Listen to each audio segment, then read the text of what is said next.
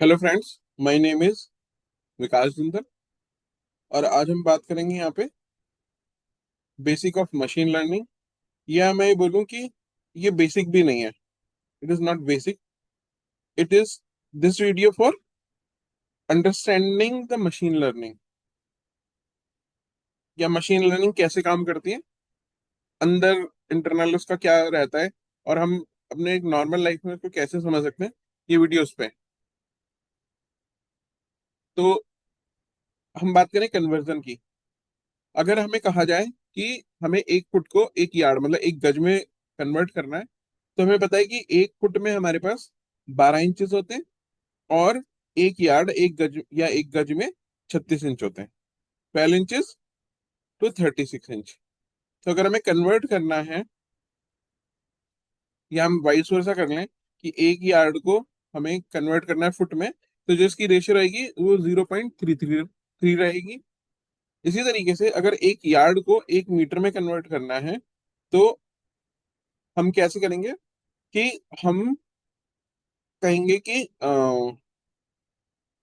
हाँ, तो मीटर में हमारे पास 39.3701 इंचेस, और यार्ड में तो 36। तो इसकी जो कन्वर्जन है, मतलब इसके इनके बीच में जो डिफरेंस है वो बहुत कम है। यार्ड थोड़ा, ये मतलब मीटर थोड़ा सा ही बड़ा होता है यार्ड से, और लेकिन यार्ड जो फुट से होता है वो काफी बड़ा होता है। तो हमें पता है कि इनकी रेशो क्या रहेगी, कन्वर्जन क्या रहेगा, तो हम कन्वर्ट कर सकते हैं। अब अगर हमें बोला जाए कि हमें गैस करना है कि एक्स को वाई में कन्वर्ट करना है ना, तो हम कैसे स्टार्ट करेंगे? तो हम स्टार्ट कैसे करेंगे? हम हमें कुछ नहीं आइडिया। तो एक गैस वर्क के तौर पे हम ये कहेंगे कि चलो इसको आधा कर देते हैं। तो एक वाई के अंदर मान लीजिए दो एक्स आते हैं, तो अभी हमारे क्या थे? एक यार्ड के अंदर हमारे करीबन 3 फुट आ रहे थे, है ना। 3 फुट इक्वल टू एक यार्ड हो रहा था। तो अब हम कहेंगे कि एक एक्स जो है हमारा, मतलब एक एक्स जो है वो आधे वाई के बराबर है। ये हम गैस वर्क लेके चलेंगे। तो जो सामने वाला है, जो हमें आंसर बताएगा, वो कहता है नहीं, इससे थोड़ा सा बड़ा है।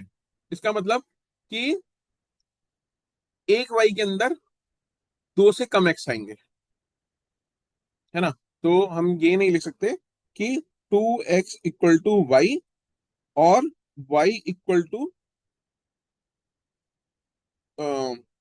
या या फिर x इक्वल टू y/2। ये नहीं लिख सकते। वो कह रहा है ये x का साइज थोड़ा बड़ा है।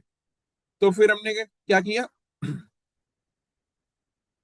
हमने x का साइज, मतलब उसमें x का साइज बड़ा है, तो हमने जो ये रेशो थी इसको थोड़ा बढ़ा दिया। तो बढ़ाया गया, अभी हम एक से लेके जीरो से लेके एक आधा कर दिया। अब हमने एक आधे से लेके एक के बीच को फिर आधा कर दिया, तो हमने कहा 7.5।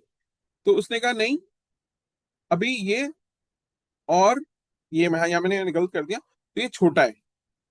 तो 7.5 नहीं होगा, ये थोड़ा छोटा होगा। तो हमने क्या किया, अब हमारे पास 0.5 है, और 7.5 के बीच का हमने 6.5 निकाला। तो उसने बोला कि नहीं, ये 6.5 से थोड़ा बड़ा होगा। तो हमने अब क्या किया, 7 पॉइंट पे लिया है उसको। 7.75 से और 6.5 के बीच में 7 आ गया। उसने कहा अब ये थोड़ा छोटा होगा, तो हमने इसको 6.8 किया। उसने बोला नहीं, थोड़ा और छोटा होगा। तो हमने कहा कि रेशियो जो होगी वो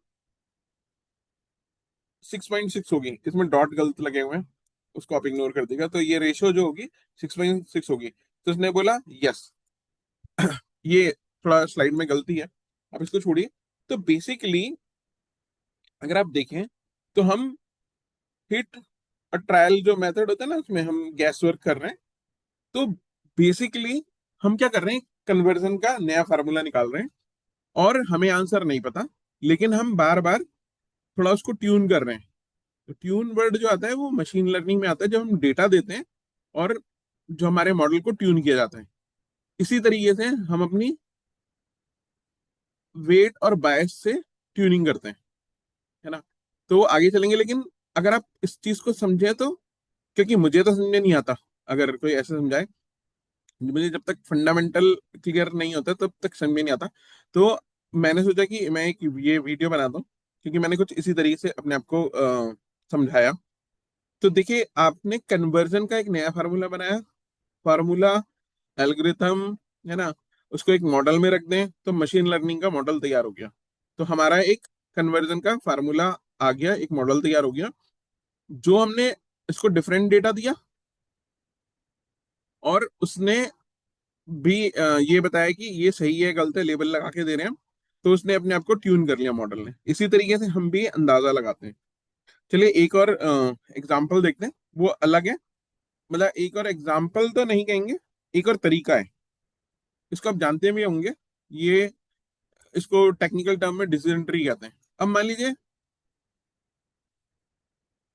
आपको एक घर का प्राइस करीबन अंदाजा लगाना है, या आपको पता है कि एक घर है जिसमें 2 रूम है, तो उसकी कीमत जो होती है वो करीबन 20 लाख के आसपास होती है, और उससे अगर ज्यादा है, 2 रूम से ज्यादा का, तो 35 लाख होगी। तो हम इस तरीके से भी डिसीजन लेते हैं कि भाई अगर हाउस में नंबर ऑफ रूम 2 है, तो करीबन वो 2 लाख का होगा। मतलब है तो 2 लाख का होगा, और अगर नहीं है, मतलब उससे ज्यादा है, तो ये दो 20 लाख से ज्यादा होगा, और यहाँ पे 20 लाख से 20 लाख या उससे कम होगा। तो इस तरह से करते हैं। जैसे मान लीजिए आप एक लैपटॉप ही लेने जाते हैं, है ना। अब आपने लैपटॉप लेना है, करीबन आपका बजट 1 लाख का है। तो अभी आप दुकान पे जाते हैं और कहते हैं कि मुझे एक लैपटॉप दे दो, चाहिए। तो बोलता है कि ये वाला लैपटॉप है। वैसे तो यूजली दुकानदार जो होगा वो आपसे आपका बजट पूछेगा। लेकिन मान लीजिए एक लैपटॉप रखा है, आपने पूछा, अरे यार ये लैपटॉप तो मुझे अच्छा लग रहा है, ये कितने का है? तो बोलता है वो 2 लाख रुपए का है। तो नो, है ना। तो हमने डिसीजन ले लिया बेस्ड ऑन प्राइस। अगर मान लीजिए उसने कहा कि ये 90,000 का है, 90,000, तो हमारे जो डिसीजन ट्री है उसमें यस वाली तरफ चले जाएंगे। अभी हमारी जो रिक्वायरमेंट है, मान लीजिए उसकी 16 GB रैम की रिक्वायरमेंट है। अब अगर उसमें 16 GB रैम है, तो आप उसको यस बोलेंगे, नहीं तो नो बोल देंगे। नो कब? कि अगर उसमें 8 GB रैम है तो हमें नहीं चाहिए, क्योंकि हमारा काम नहीं चलेगा, है ना। तो इसी तरीके से हमारे डिसीजन ट्री बनते हैं कि एक फैक्टर चेक करते हैं, फिर दूसरा। कंप्यूटर भी इसी तरीके से डिसीजन ट्री के एल्गोरिथम पे काम करता है। तो दोस्तों ये थे 2 डिफरेंट एग्जांपल्स, जिसमें मैंने कोशिश करी, अपने आप को भी समझाया था पहले, और अब आपके लिए बनाया कि एक्चुअली मशीन लर्निंग, या जो मशीन लर्निंग की कहानी है, वो अंदर वो कैसे सोचता है, किस तरीके से डिसीजन लेता है ना। तो आशा करता हूँ कि आपको ये वीडियो पसंद आएंगे, और मैं आगे भी इस तरह के वीडियो लाता रहूंगा। थोड़ा बेसिक, थोड़ा बेसिक बेसिक, और थोड़ा एडवांस, और एडवांस एडवांस भी। तो थैंक यू दोस्तों। मेरे चैनल को इस वीडियो को लाइक करेंगे, मेरे चैनल को सब्सक्राइब करेगा। Thank you. और मेरा नाम है विकास जिंदल। Bye bye.